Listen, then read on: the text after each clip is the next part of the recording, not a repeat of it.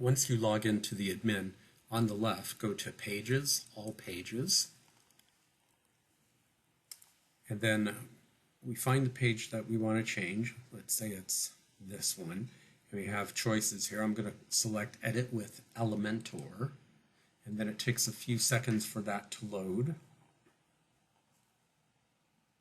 Then once it loads, I can see on the right side all the parts that I might want to change. So if I wanted to change this text, I click on it, and then over here on the left is where that text appears, and that's where I'd actually change it.